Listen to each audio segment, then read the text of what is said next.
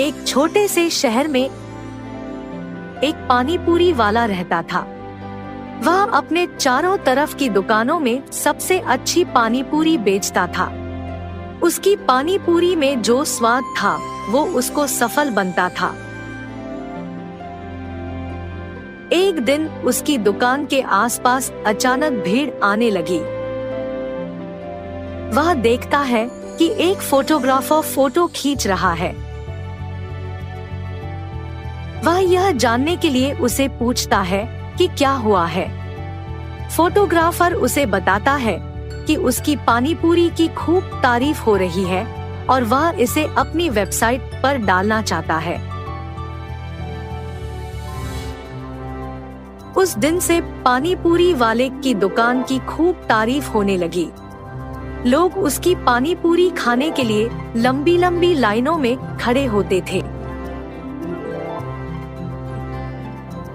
वह अपने ग्राहकों को हमेशा सम्मान देता था और उनकी शिकायतों को ध्यान से सुनता था। धीरे धीरे उसकी दुकान की मुश्किलें कम होने लगी। उसने दूसरी दुकानों की खरीदारी करना शुरू कर दी और अधिक स्टॉक रखने लगा। उसने अपनी दुकान के सामने एक छोटा सा स्टॉल लगाया जहां वह आलू टिक्की और समोसे भी बेचता था। उसकी दुकान से खुशबू फैलने लगी और लोग उसकी दुकान पर ध्यान देने लगे। अधिक ग्राहकों की उपस्थिति ने उसे और भी सकारात्मक बनाया।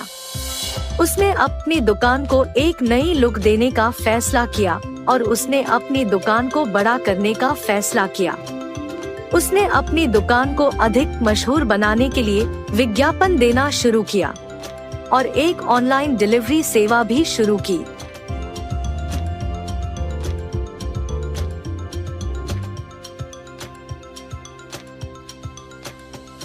धीरे धीरे उसकी दुकान से गुजरने वाले लोग अधिक होने लगे।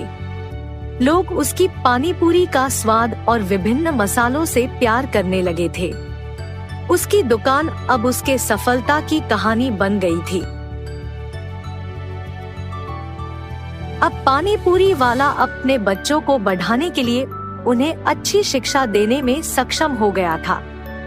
उसने अपनी दुकान के पास एक छोटा स्कूल भी शुरू किया था ताकि वहां के बच्चों को अच्छी शिक्षा मिल सके। वह सोचता था कि उसकी एक छोटी सी दुकान से एक ऐसा व्यवसाय बनेगा जिसे लोग पसंद करेंगे और जो उसे अधिक सफलता की ओर ले जाएगा। इस कहानी से हमें यह सीख मिलती है कि कोई भी काम छोटा नहीं होता। अगर आप इसमें लग जाते हैं तो आप अच्छी सफलता पा सकते हैं। आप अपने सपनों का पीछा करें और कभी ना डरे अगर आपको कुछ नया करना हो तो। यदि आप इससे डरते हैं तो आप कभी सफल नहीं हो पाएंगे। यह कहानी हमें बताती है कि कोई काम छोटा नहीं होता। अगर आप अपने पूरे दिल से उसमें लग जाते हैं तो आप महान सफलता पा सकते हैं। अपने सपनों का पीछा करें और कभी नए चीजों के प्रति डरते नहीं हो। यदि आप डरते हैं तो आप सफल नहीं हो पाएंगे। नंदेश्वर नामक एक गांव में रहता था एक आदमी किशन नामक। किशन सब्जी बेचकर अपनी रोजी रोटी कमाता था।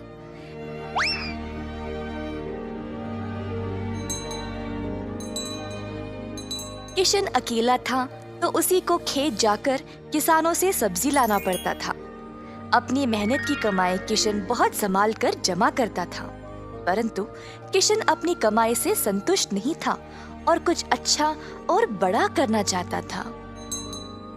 एक दिन किशन सब्जी बेच रहा था जब एक बूढ़ी महिला अपने सिर पर सब्जी की टोकरी लिए जा रही थी। सब्जी ले लो, सब्जी ले लो। किशन उस बूढ़ी औरत को देखकर हैरान रह गया। ये महिला इतनी उम्र में सब्जी बेच रही है। किशन के सब्जी बेचने से पहले ही बूढ़ी महिला ने घर घर जाकर सब बेच दिया। जब तक किशन पहुंचा, किसी को भी और सब्जी की जरूरत नहीं थी। किशन को बुरा लगा तो उसने सोचा कि वह कल के दिन जल्दी आएगा और कुछ न कुछ बेचेगा।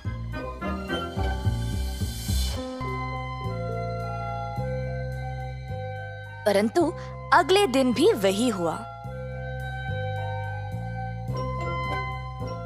कुछ दिन बीत गए और किशन जानना चाहता था कि यह बूढ़ी महिला इतनी जल्दी सब्जी कैसे बेच रही थी।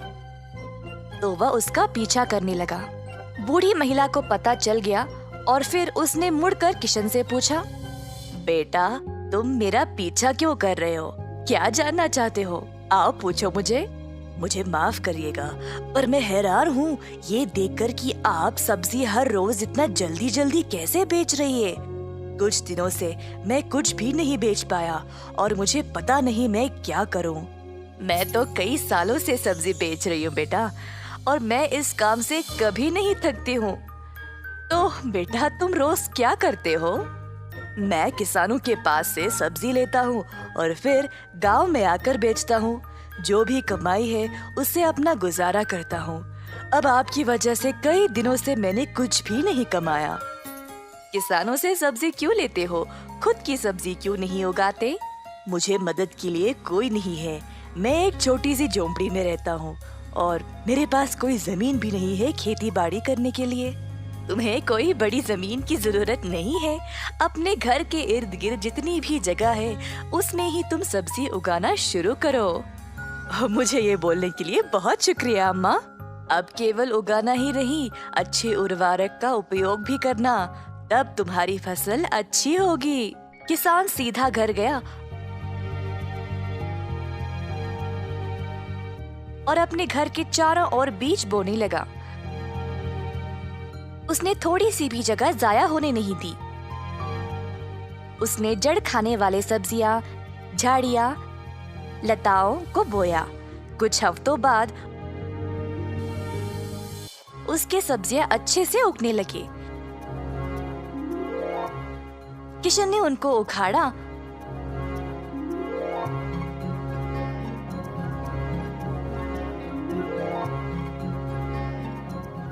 और गांव गया बेचने के लिए।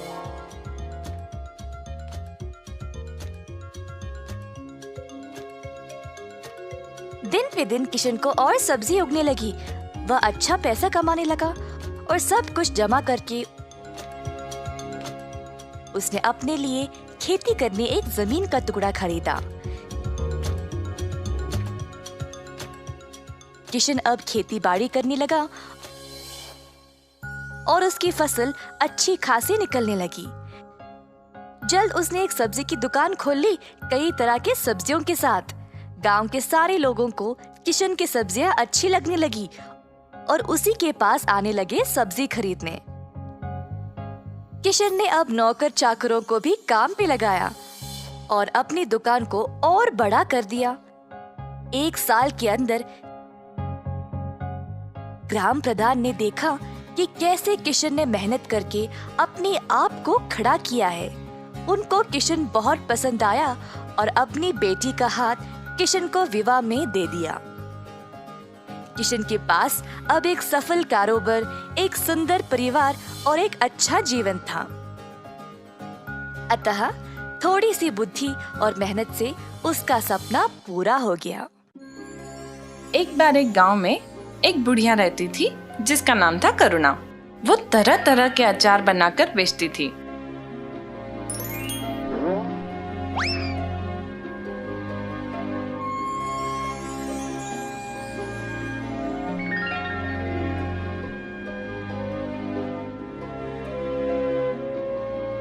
करुणा का स्वभाव बहुत ही अच्छा और मददगार था। उस गांव में कोई अचार की दुकान नहीं थी। कुछ ही दिनों में करुणा का व्यापार बढ़ने लगा और उसने अपने घर के बाहर एक नई दुकान लगाई जहां से वो अचार बेचने लगी।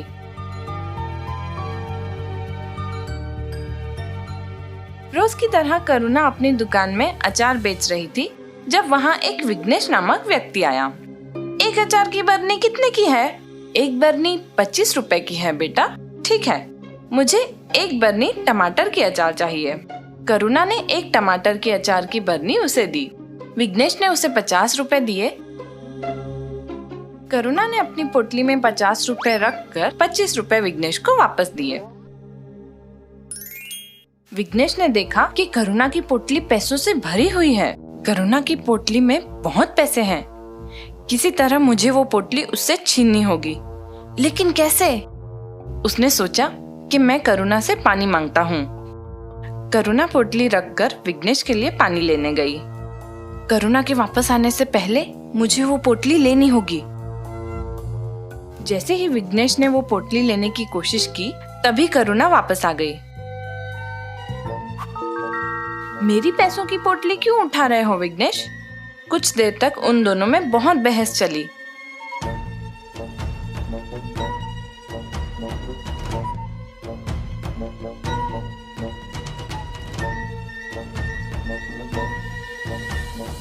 और विघ्नेश ने कहा, अब ये पंचायत ही तय करेगी कि ये पोटली किसकी है।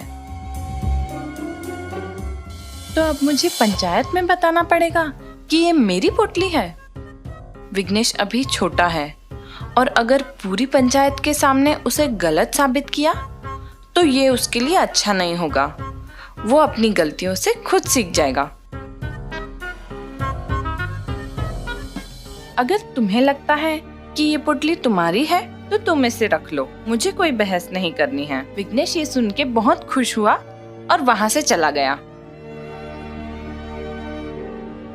वो घर पहुंचते ही उस पोटली के पैसों को गिनने लगा। लगता है करुणा अचार बेचकर बहुत पैसे कमाती है, तभी उसने अपनी पोटली मुझे दे दी। मैं भी स्वादिष्ट अचार बनाकर बेचूंगा।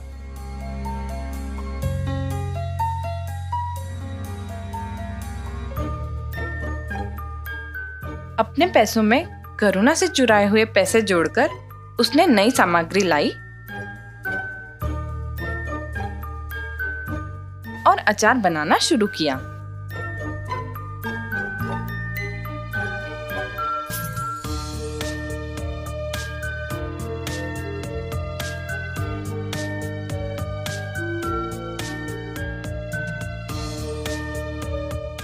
करुणा की दुकान के ठीक सामने विघ्नेश ने अपनी दुकान लगाई।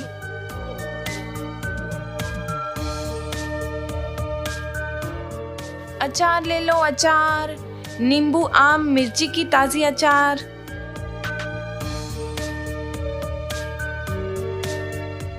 करुणा ने ये देखा कि इसने मेरे पैसों से अपनी दुकान एक मेरी दुकान के सामने लगाई है, लेकिन फिर भी करुणा के जो ग्राहक थे वो उससे ही अचार लेते थे।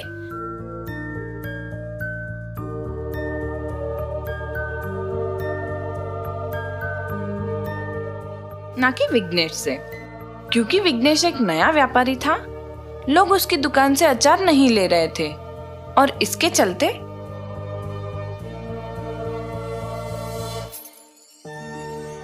अचार पड़े पड़े सड़ने लगे। विघ्नेश बहुत दुखी हो गया था। मेरी बनाई हुई अचार खराब हो रही है, अब इससे कौन खरीदेगा? ऐसा बहुत दिनों तक चलता रहा और विघ्नेश का व्यापार बंद हो गया। विघ्नेश के पास खाने के लिए भी पैसे नहीं थे। वो दुख में सारा दिन दुकान पर ही बैठा रहता था। करुणा ये सब देख रही थी। करुणा से विघ्नेश का दुख देखा न गया।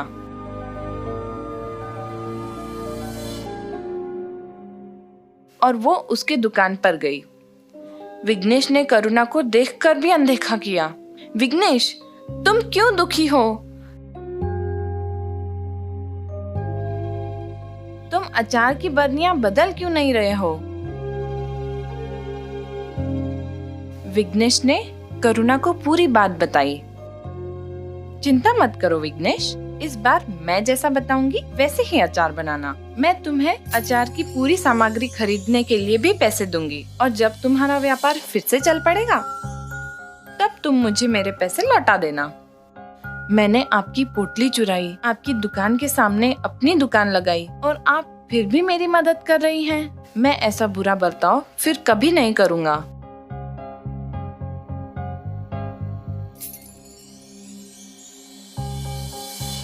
जैसा करुणा ने बताया, विघ्नेश ने वैसा ही किया और जल्द ही उसका व्यापार बढ़ने लगा।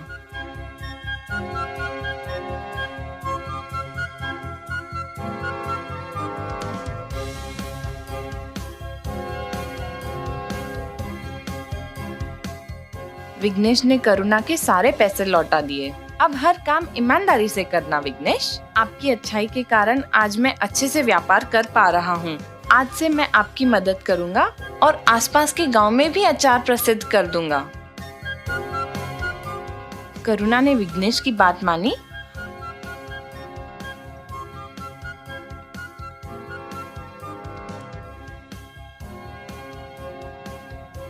और अचार आसपास के गांव में बहुत प्रसिद्ध हुई। इससे उन दोनों को बहुत फायदा हुआ और वे दोनों हंसी खुशी रहने लगे।